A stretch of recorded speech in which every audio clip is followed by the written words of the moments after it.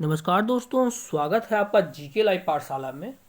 Uttar Pradesh police 2023-24 के लिए अंकित Bhati sir की हम लोग आज बुक कवर कर रहे हैं, जो कि प्रैक्टिस सेट है सामान्य हिंदी का, जिसमें कुल जो है 30 प्रैक्टिस सेट है।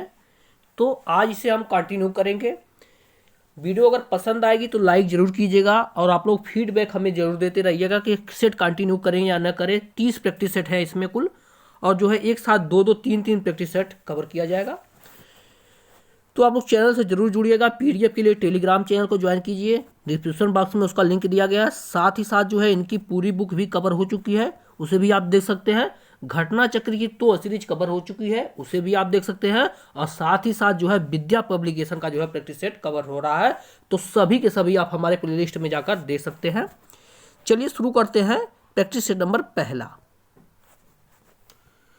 पहला क्वेश्चन इसमें दिया गया है, अनुस्वार किसका कार्य करता है? जवाब हो जाएगा आपका अनुस्वार जो है पंचम वर्ण का, जिसे पंचाक्षर बोलते हैं, उसका कार्य करता है अनुस्वार। नेक्स्ट क्वेश्चन है, निम्नलिखित में से सही विकल्प चुने, यानी आदर्श कैसे लिखा जाएगा? सही जवाब हो जाएगा आपका ऑप्शन नंबर यहां से सी सही होगा। आदर्श आपका इस तरह से लिखा जाएगा। अगला प्रश्न है, देश में संतुलित क्षेत्रीय विकास, उसके आगे जो है पूरा करना है शब्द को। इस तरह से देखिए क्वेश्चन बन रहा है। सही जवाब हो जाएगा आपका जो है देश में संतुलित क्षेत्रीय विकास, उसके बाद वह आएगा विकास की प्रगति का सबसे प्रथम महत्वपूर्ण कारण, यानी पहले नंबर पे ये आएगा। उसके बाद आपका ल आएगा कारण सरकारी क्षेत्र के उपक्रमों में के जरिए, दूसरे नंबर पे आएगा। तीसरे नंबर पर यह आएगा कि जरिए केंद्र सरकार द्वारा उन उद्यमों में, तीसरे नंबर पे आएगा। चौथे नंबर पे आएगा आपका र आएगा उद्यमों में योजनागत और यूनिटोर संसाधनों द्वारा। उसके बाद लास्ट में स हो जाएगा सीधो निवेश किया जाना चाहिए, यानी चौथे नंबर पे ए आएगा। पूरा शब्द ऐसे बनेगा। देखिए इस तरह से प्रश्न आपके यूपीपी के पेपर में पूछा जाएगा, तो आपका ऑप्शन नंबर यहां से पहला सही हो जाएगा। अगला प्रश्न देखते हैं, दिया गया है यहां पर, निम्न में निराला द्वारा रचित काव्य कौन सा है? तो निराला की अगर हम बात करते हैं तो इसका जवाब हो जाएगा ऑप्शन सी अनामिका है। ऑप्शन यहां पर सी से होगा अनामिका। नेक्स्ट क्वेश्चन देखते हैं, दिया गया है आपका, मानकीकरण के स्तर पर भाषा संबंधी सोपान नहीं है, इनमें से क्या है? पांचवा क्वेश्चन है, इसका जवाब है आपका ऑप्शन डी सहजता। ऑप्शन यहां से डी से होगा सहजता। इसमें उपसर्ग बताना है उत्कर्ष में, माफ कीजिएगा, हाँ उत्कर्ष में आपका जो है उपसर्ग का चयन करना है। छठा क्वेश्चन है, सही जवाब हो जाएगा आपका ऑप्शन ए उत उपसर्ग है। उत उपसर्ग है उत्कर्ष में। अगला प्रश्न देखते हैं, दिया गया है आपका, निम्नलिखित में से कौन सा शब्द जातिवाचक संज्ञा नहीं है? नहीं की बात कर रही है, तो संज्ञा आप लोग अच्छे से जानते हैं। सुंदर जो है यह विशेषण है, ना कि जातिवाचक संज्ञा है। ऑप्शन नंबर यहां से सी सही हो जाएगा। नेक्स्ट क्वेश्चन देखते हैं, परिमाणवाचक क्रिया विशेषण का वाक्य कौन सा है इसमें, जिसमें परिमाणवाचक क्रिया विशेषण का प्रयोग हुआ है? सही जवाब है वह बहुत थक गया।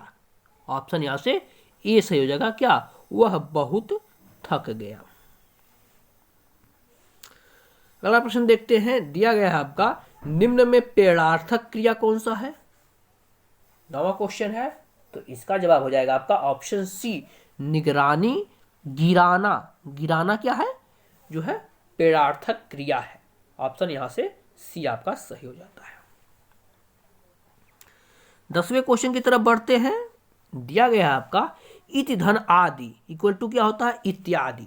कौन सी संधि है? सही जवाब हो जाएगा यह जो है यण संधि का उदाहरण है। ऑप्शन यहां से ये सही हो जाएगा, किसका? यण संधि का यह उदाहरण है। बढ़ते हैं 11वें प्रश्न की तरफ। दिया गया है आपका, वीणा पाणी में कौन सा समास है? बार बार यह क्वेश्चन पूछा जाता है, तो इसमें जो है आपका बहुव्रीहि समास है। ऑप्शन यहां से बी सही हो जाएगा। क्या? बहुव्रीहि समास है वीणा पाणी में। अगला प्रश्न है, धवल का अनेकार्थी शब्द कौन सा होगा? धवल का अनेकार्थी शब्द पूछा गया है, तो इसका जवाब हो जाएगा आपका ऑप्शन ए, निष्कलंक। ऑप्शन यहां से ए से होगा, निष्कलंक। अगला प्रश्न है, इनमें से अश्लील शब्द का विलोम क्या है? 13वां प्रश्न, इसका जवाब हो जाएगा श्लील होता है अश्लील का विलोम शब्द। ऑप्शन ए सही है। नेक्स्ट क्वेश्चन, शशक का पर्यायवाची है, यानी शशक किस शब्द का पर्यायवाची है? इसका जवाब हो जाएगा खरगोश को जो है शशक भी बोलते हैं। ऑप्शन ए सही है। अगला प्रश्न है, कभी नाव गाड़ी पर कभी गाड़ी नाव पर, लोकोक्ति का सही आशय क्या है? इसका जवाब हो जाएगा आपका एक दूसरे की सहायता करना। ऑप्शन यहां से बी से हो जाएगा क्या, एक दूसरे की सहायता करना। अगला प्रश्न देखते हैं, मोती का तत्सम रूप क्या है? मोती का तत्सम रूप सही जवाब है आपका ऑप्शन नंबर बी, इसका होता है मौकित्य। ठीक है ना, क्या होता है? मौकित्य। ऑप्शन यहां से बी सही है। नेक्स्ट क्वेश्चन देखते हैं, 17 नंबर का दिया गया है आपका, शुद्ध वर्तनी का चयन करना है। इसमें से बताना है त्रिदोष कैसे लिखेंगे। देखिए शुद्ध वर्तनी से आपके 2 से 3 क्वेश्चन बन सकते हैं पेपर में, तो इस पे जो है विशेष फोकस रखिएगा। सही जवाब हो जाएगा ऑप्शन नंबर सी, होता है आपका त्रिदोष, इस तरह से लिखा जाएगा। ऑप्शन सी सही हो जाएगा। अगला प्रश्न है, सूर्यास्त के समय दिखने वाली लालिमा को क्या कहते हैं? इंपॉर्टेंट क्वेश्चन है, तो इसे जो है हम लोग उषा बोलते हैं। क्या बोलते हैं? उषा बोलते हैं लालिमा को। यही उपास्य की बात करें तो जो उपासना की योग्य होता है उसे उपास्य बोलते हैं। और औरस, देखिए औरस भी ऑप्शन में दिया गया ना, बार बार इसे भी पूछा जाता है। तो विवाहिता पत्नी से उत्पन्न संतान जो होता है वह जो है औरस कहलाता है। नेक्स्ट क्वेश्चन देखते हैं, दिया गया है विस्मय अस्थाई भाव किस रस का है? तो देखिए रस और अस्थाई भाव से निश्चित है क्वेश्चन बनने वाला है। सही जवाब हो जाएगा आपका ऑप्शन डी, यह जो है अद्भुत रस का अस्थाई भाव होता है क्या? विस्मय। यहां से आपका ऑप्शन नंबर डी सही हो जाएगा। नेक्स्ट क्वेश्चन की तरफ बढ़ते हैं। 20 नंबर का क्वेश्चन दिया गया है, हिंदी की विशिष्ट बोली ब्रज भाषा किस रूप में सबसे अधिक प्रसिद्ध है? तो ब्रज भाषा को हम लोग जो है काव्य भाषा भी बोलते हैं। ठीक है ना, क्या बोलते हैं? काव्य भाषा बोलते हैं। 20 नंबर क्वेश्चन का सही जवाब आपका ऑप्शन नंबर डी हो जाएगा, काव्य भाषा, क्योंकि ज्यादातर काव्य जो है ब्रज भाषा में लिखे गए। क्वेश्चन नंबर 21 से 25 तक जो है गद्यांश को पढ़कर आंसर देने हैं। दिया गया है यहाँ पर, नदी के ऊपर पार जाने को मेरा मन बहुत करता है माँ। देखिए यहाँ पर गद्यांश नहीं पद्यांश दिया गया, कोई जरूरी नहीं है कि आप जो है गद्यांश ही दिया जाए, पद्यांश भी दिया जा सकता है। आगे देखते हैं, दिया गया है, वहां कतार में बंधी है नालों बांस की खूंटियों से, उसी रास्ते दूर दूर जाते हैं किसान हल जोतने कंधों पर हल रखे, रंभात हुए गाय बैल तैरकर जाते हैं उस पार घास चरने, शाम को जब वे लौटते हैं घर ऊंची ऊंची घास में छिपकर हुक्के हो करते हैं सियार। नेक्स्ट है, माँ तू बुरा न मानो तो बड़ा होकर मैं नाव खीने वाला एक नाविक बनूंगा। यह जो है आपका पद्यांश है। इस पर प्रश्न कैसे बन रहे हैं देखिए, 21 नंबर का प्रश्न दिया गया है आपका, इस कविता में कौन किसको संबोधित कर रहा है? तो जाहिर सी बात है इस कविता में जो है लेखक के रूप में एक बच्चा अपने माँ को संबोधित कर रहा है। ऑप्शन यहां से भी सही हो जाएगा। अगला प्रश्न है, लेखक नाविक क्यों बनना चाहता है? इसका जवाब हो जाएगा, वह नदी पार कर सौंदर्य का आनंद उठाना चाहता है, यानी नदी के उस पार वह जाना चाहता है, जैसा कि पद्यांश में दिया गया है। ऑप्शन ए सही हो जाएगा। नेक्स्ट क्वेश्चन है, नावों को बांझों की खूंटी से क्यों बांधा गया है? इसका जवाब हो जाएगा आपका ऑप्शन सी, कहीं लहरें जो है नाव को बहा करने ले जाएं, इसलिए उसे बांधा गया है। अगला प्रश्न है, कविता में पुनरुक्त शब्द के युग में कौन कौन से हैं, कौन दिए गए हैं उसमें? तो इसका जवाब हो जाएगा दूर दूर और ऊंची ऊंची दोनों प्रयुक्त शब्द दिए गए हैं। ऑप्शन यहां से सी सही हो जाएगा। अगला प्रश्न दिया गया है तैर कर जाते हैं उस पार, पंक्ति में तैर कर शब्द को पहले रखा गया है, क्यों?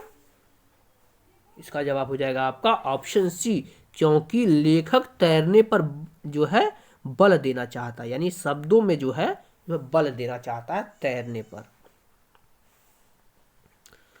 अगला प्रश्न है संसार की समरस्थली में धीरता धारण करो में कौन सा अलंकार है? देखिएगा, संसार की समरस्थली में धीरता धारण करो, इसमें अलंकार पूछा गया है। सही जवाब हो जाएगा इसमें जो है अनुप्रास अलंकार है। देखिए सो धो धो ध कई बार आया है, तो यह जो है अनुप्रास अलंकार का उदाहरण है।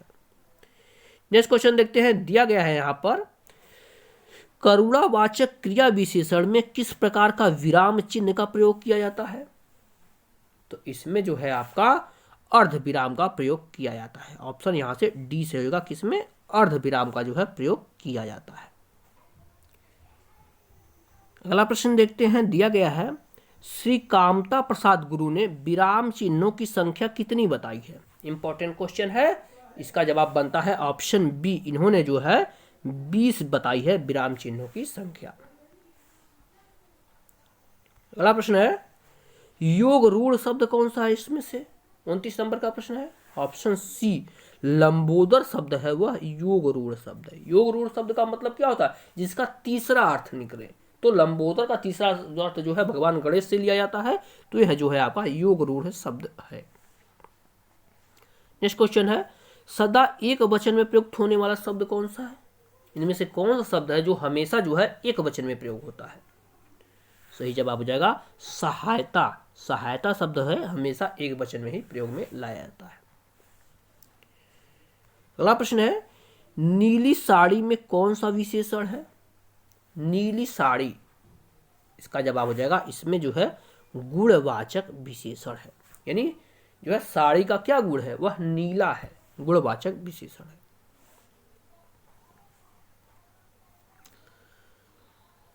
बढ़ते हैं अगले प्रश्न की तरफ। दिया है निम्न में कौन सा जो है सकर्मक क्रिया है? छांटना है आपका। 32 नंबर क्वेश्चन है। सकर्मक क्रिया की अगर हम बात करते हैं इसमें से, तो हो जाएगा आपका ऑप्शन नंबर यहां से डी से हो जाएगा। लिखना जो है वह सकर्मक क्रिया का उदाहरण है। नेक्स्ट क्वेश्चन 33 नंबर का दिया गया है मनोविज्ञान में कौन सी संधि है? जवाब हो जाएगा आपका ऑप्शन नंबर बी, इसमें जो है विसर्ग संधि है, क्योंकि इसका संधि विच्छेद क्या होगा?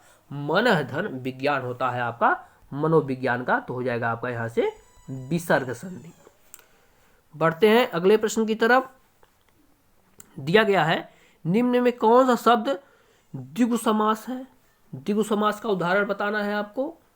सही जवाब हो जाएगा चतुर्भुज शब्द है, यह जो है द्विगु समास का उदाहरण है, जिसका सामने अर्थ को जो है पूर्व पद जो है संख्यावाची होता है, वहां पर जो है द्विगु समास होता है, जैसे आपको बताया गया है। नेक्स्ट क्वेश्चन है गो का अनेकार्थी शब्द बताना है।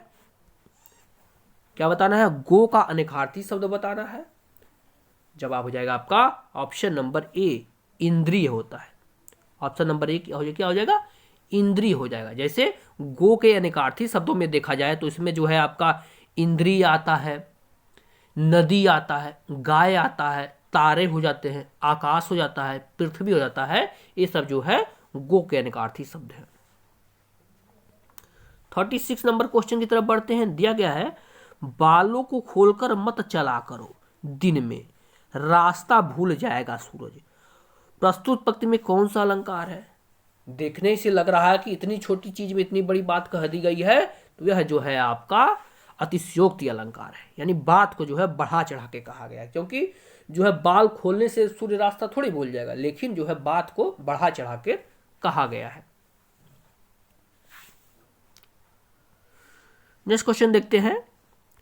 दिया गया आपका मोक्ष की कामना रखने वाले को क्या कहा जाता है? एक शब्द बताना है आपका, तो उसे जो है मुमुक्षु बोला जाता है। ऑप्शन यहां से सी से होगा, क्या जो है मुमुक्षु। ऑप्शन सी सही है। अगला प्रश्न है आपका, शुद्ध वाक्य का चयन करना है। शुद्ध वाक्य का जो है चयन करना है, तो इसका हो जाएगा वाह कितना सुंदर दृश्य है। यह जो है आपका शुद्ध वाक्य है।